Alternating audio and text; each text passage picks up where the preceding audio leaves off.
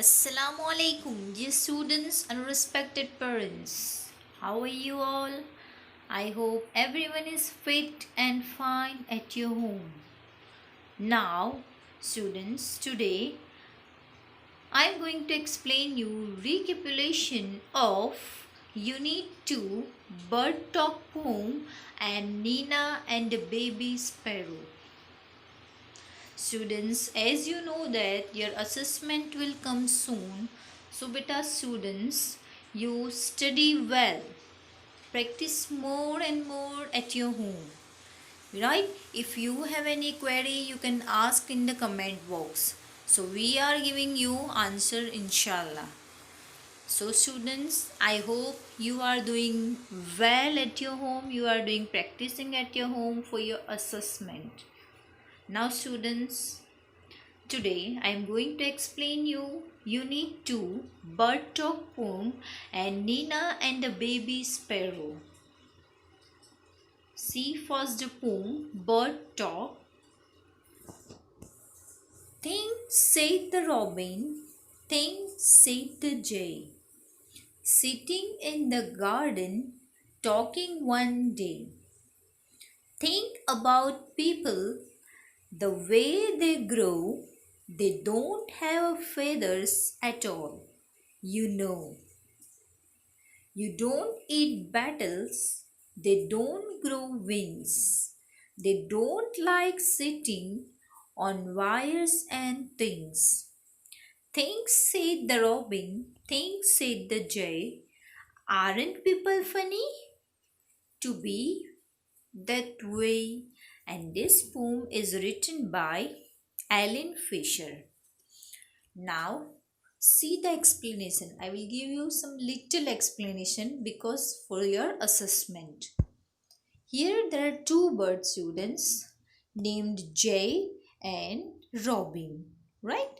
See here, and these two birds are talking about the people, how people are, right? See here, think said the Robin. Robin क्या कहता है? Think करो, किसको? जय को कहता है. Think said the Jay. जय भी क्या कहता है रॉबिन को? You also think.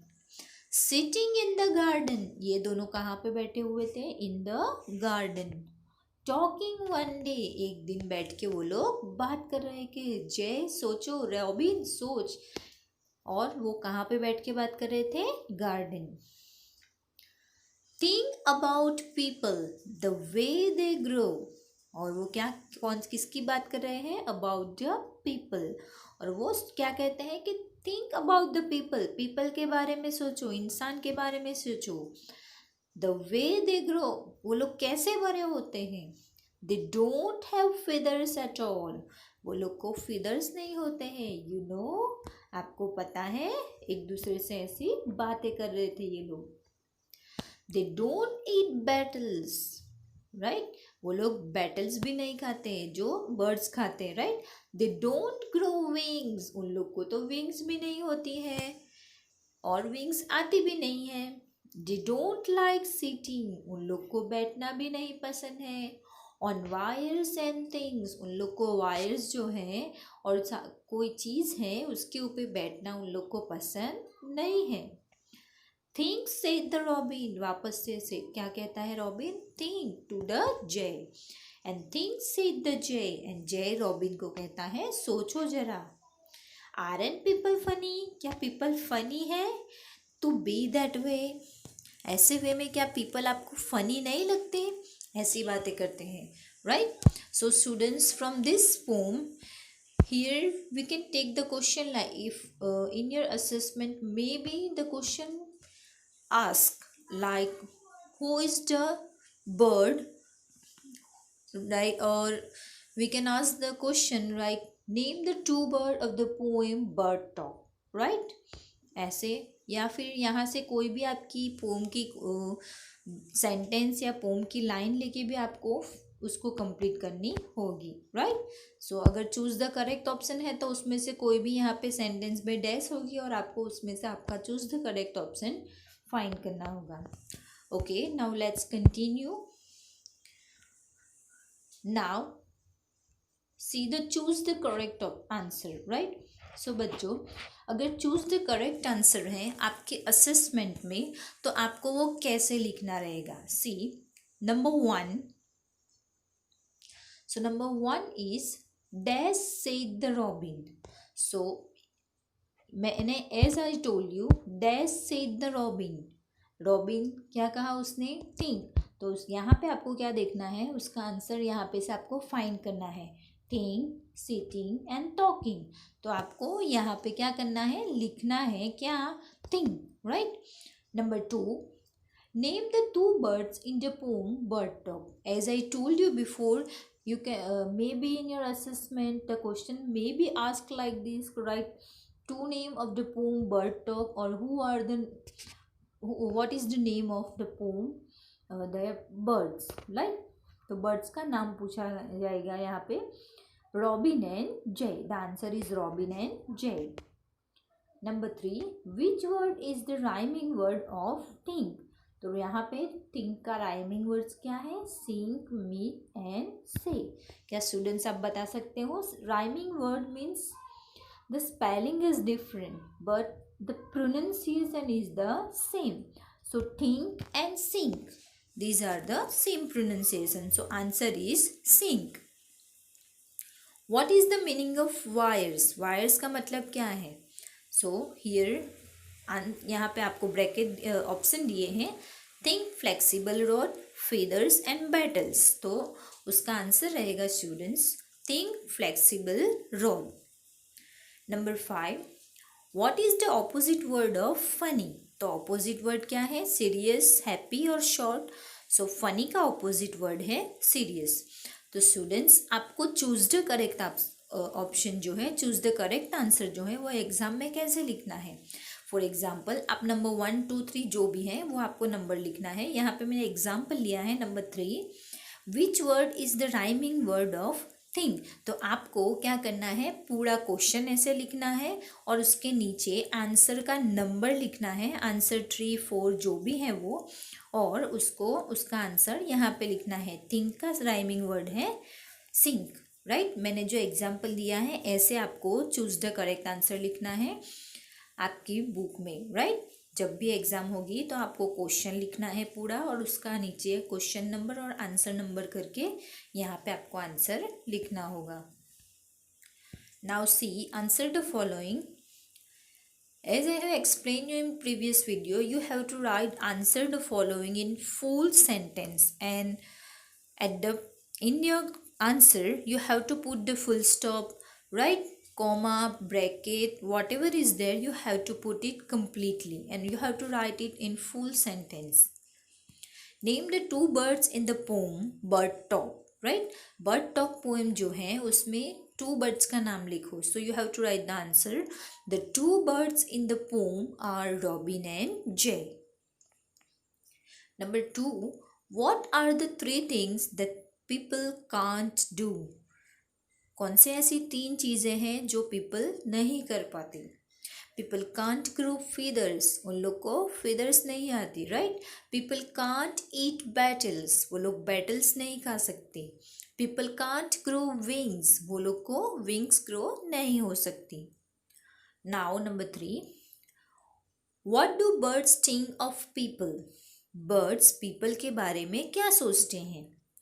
Birds think that people are funny creatures because people differ from birds in many aspects. So, but birds क्या सोचते हैं कि people जो हैं वो इतने funny हैं और birds से एकदम differ हैं, एकदम अलग हैं। So students, if the answer is the following is there in your assessment, you have to write in the full sentence and after answer you have to put the full stop, comma, जो भी है वो आपको proper से रखना है, right? Now let's continue with unit 2 lesson Nina and the baby sparrows. There was great joy in Nina's house. Neena के house में खुशी थी। Nina's aunt was getting married. Neena की जो आंट है उसकी मैरिज होने वाली थी। Nina, her father, mother and little brother were all going to Delhi for wedding. So Neena, उसके पापा, उसकी मम्मा और उसका भाई जो है छोटा, वो लोग कहाँ पे जाने वाले थे? Delhi for the wedding, for marriage ceremony. Everyone was happy except Neena. So सब खुश थे सिवाय नीना के। Her mother took her to market to buy a new dress. अब नीना की जो मदर है वो उसको कहाँ पे ले जाते हैं? मार्केट में, फॉर बाइंग न्यू ड्रेस लेने के लिए। What would you like? What colour would you like? Mother ask. अब मम्मा पूछती हैं नीना को कि कौन सा कलर तुम्हें पसंद है? I don't want a new dress mother, said Nina. अब नीना क्या कहती हैं, क्योंकि वो अपसेट थी, है ना। वो क्या कहती हैं कि मुझे कोई न्यू ड्रेस नहीं लेनी है मम्मा। सलवार कमीज देन। तो उसकी मम्मा पूछती है वापस से, क्या सलवार कमीज लेनी है?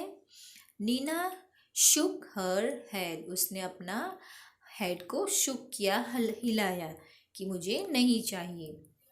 What about those lovely white shoes you saw last week? और वो क्या पूछते हैं कि लास्ट टाइम तूने जो वाइट कलर के शूज देखे थे उसका क्या? आई डोंट वॉन्ट दोज इधर, थैंक यू मदर। और वो क्या कहती है कि मुझे वो भी नहीं चाहिए, thank you mama. Nina's mother was upset. अब उसकी मम्मा भी अपसेट हो गई। But she said nothing. But उसने कुछ भी जवाब नहीं दिया उसकी मम्मा ने। They went back home and had lunch. अब वो लोग घर पे वापस लौट गए और उन्होंने लंच किया। After lunch mother came and sat near Nina. अब क्या किया? उसकी मम्मा खाने के बाद, लंच के बाद नीना के पास आके बैठे। What is it child? She ask. उसकी मम्मा नीना को पूछती है कि ये क्या है बेटा? वाई डिड यू से नो टू एवरीथिंग? तो हर चीज़ के लिए ना क्यों कहती है, नो नो क्यों करती है? Mother, I don't want to go to the wedding. वो क्या कहती हैं कि मम्मा मुझे मैरिज में जाना नहीं है। But why? कौन ऐसा पूछता है? उसकी मम्मा पूछती है कि क्यों नहीं जाना है। Neena said nothing. नीना ने कुछ भी जवाब नहीं दिया, कुछ रिप्लाई नहीं दिया। Instead, two big tears rolled down her cheek. अब वो ऐसे बात कर रही थी कि उसकी आंख में से आंसू एकदम से उसके चीक के ऊपर आ गए। Mother put her arms around Nina. और उसको उसकी मम्मा ने गले लगा लिया। Don't cry my pet. उसकी मम्मा क्या कहती है कि डोंट क्राई बेटा। She said, who said? Mother. Why don't you tell me what's bothering you? आपको क्या बॉदर करता है बेबी? क्यों मुझे कुछ बता नहीं रही हैं? More tears roll down Neena's cheek. और वापस से ज़्यादा रोने लगती हैं। Mother said, she said. और वो जो नीना है वो क्या कहती हैं? Mama, there is a sparrow nest on the bookshelf in my room. और अब वो अपनी रोने की वजह बता रही है अपनी मम्मी को कि मेरा जो बुक शेल्फ है वहाँ पे स्पैरो का नेस्ट है। किसके रूम में था वो? नीना के रूम में। And there are two baby sparrow in the nest. और वो जो नेस्ट है आपको दिखाई देता है बच्चों, यहाँ पे क्या है? टू बेबी स्पैरो है। आई सी सेड मदर। मम्मा ने क्या कहा? हाँ मैंने देखा। They are just begging to get their feathers. वो क्या कहते हैं? उन लोग को वो बेगिंग कर रहे हैं, get for feathers. And growing up makes them so hungry. All day long they cry chip chip asking for food. Means वो क्या कहते हैं कि उन लोग को भूख लगी है और वो क्राई करके, चिप चिप करके फूड के लिए पूछ रहे हैं। आई सी सेड मदर। और वो क्या कहती है मम्मा कि हाँ मैंने देखा। If we go the whole place will be lock. अब नीना क्या कहेगी? And how will papa and mama sparrow feed their babies. अब उसको ये बेबीज़ की परवाह थी, तो वो क्या कहती है कि अब हम लोग चले जाएंगे वेडिंग के लिए और हमारा पूरा घर तो लॉक हो जाएगा, तो उसकी स्पैरो की मम्मी पापा आके उसको कैसे खाना खिलाएंगे? ओ नीना क्राइड मदर, अब मम्मा भी रोने लगी। गिविंग हर बिग हग, उसको बड़ा सा हग देते हुए मम्मा भी रो पड़ी। Is that why you don't want to go to the wedding, आपकी यही वजह है कि वेडिंग में नहीं जाना है, because of this baby sparrows feeding. But that's not no problem at all, we will leave the window open. अब उसकी मम्मा क्या कहती हैं कि अब हम लोग क्या करेंगे, जब भी जाएंगे तो पूरा घर बंद करेंगे, बट विंडो जो तुम्हारे रूम की हैं वो ओपन करके जाएंगे, ओपन रख के ही जाएंगे। ओ कैन वी मदर, उसकी वो नीना जो है वो उसकी मम्मा को पूछती हैं, क्या मम्मा हम लोग ये कर सकते हैं, रियली रियली हम लोग करेंगे। Yes yes, we will remove all your things from the room and lock the door on the outside। वो क्या कहते हैं कि हम लोग सब कुछ निकाल देंगे, सिर्फ तुम्हारे डोर को बाहर से लॉक कर देंगे। So the house will be perfectly safe and Papa and Mama Sparrow can come and go freely too। Right अब क्या कहते हैं कि विंडो ओपन रखेंगे ताकि जो बेबी स्पैरो है उसकी मम्मा फ्रीली आएंगे और वापस जाएंगे और उनके बेबी को खाना खिलाएंगे। Just think Nina, while you enjoy yourself at the wedding, the baby sparrow will be getting nice and fat in their nest। Good idea, isn't it? वो क्या कहते हैं उसकी मम्मा कि देख सोचना, तू वेडिंग में अपने आप को एंजॉय करेगी और उसके बाद जब वापस आएगी तो बेबी स्पैरो जो है वो एकदम नाइस हो जाएंगे, उसको फीदर्स भी आ जाएंगे और वो फैट हो जाएंगे इन देयर नेस्ट। और ये गुड आइडिया है, क्या आपको नहीं लगता? It was good idea. When Nina came back from the wedding, there were 2 plump little sparrow flying all over the room, and wasn't Nina thrilled? अब क्या होता है कि उसकी मम्मा जो है वो लोग जो है वो वेडिंग से वापस आते हैं तो ये जो 2 बेबी स्पैरो हैं वो पूरे रूम के अंदर फ्लाइंग करते होते हैं और एंजॉय करते होते हैं और ये देख के नीना को बहुत खुशी होती है। And this lesson is written, the writer of this lesson is Pratibha Nath। Students, maybe this kind of question also asked in your assessment, then that who is the writer of the lesson Nina and the baby sparrow। तो आपको answer क्या लिखना होगा, प्रतिभा नाथ in the full sentence। Now students, how to write answer in one word in the periodic test। So Number 1, I don't want a new dress, mother who said this sentence। ऐसे question दिए होंगे और वहाँ पे आपकी एक dash होगी, तो वो डैश में आपको सिर्फ 1 वर्ड में, एक ही वर्ड में आंसर लिखना है, जैसे यहाँ पे लिखा है। राइट तो आंसर क्या आएगा, Neena. Number 2, where did Nina, her father, mother and little brother were going। Neena, उसके पापा, मम्मा और उसका लिटिल ब्रदर जो है वो कहाँ पे जा रहे थे, दिल्ली। राइट ऐसे 1 वर्ड में पूछा है तो ऐसा लिखना है, बट अगर in answer the following is there so you have to write perfectly in full sentence. Whose wedding was there in Nina's house. So Nina's aunt, Nina की आंट की शादी थी।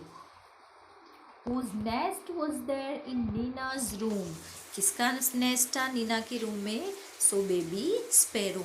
Students answer in 1 word means you have to write like this. Right fill in the blanks में आपको fill in the blanks, पर यहाँ पे क्या है, आंसर इन 1 वर्ड है, जहाँ पे आपको क्वेश्चन पूछा होगा और उसके सामने ब्लैंक होगी।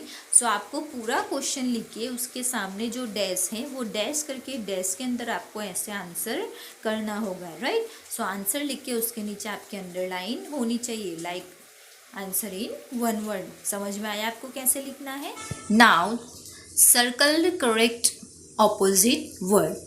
स्टूडेंट्स अगर एग्ज़ाम में आपको ऐसा पूछा है, आपके असेसमेंट में अगर ऐसा है, choose the circle the correct option, so you have to circle on the correct answer. Right so see here number 1 little और 2 ऑप्शन दिए हैं big and small, so you have to circle on big. Right means correct answer के ऊपर आपको circle करना है। ऐसे पूरा लिखना है और उसके बाद उसके आंसर के ऊपर सर्कल करना है।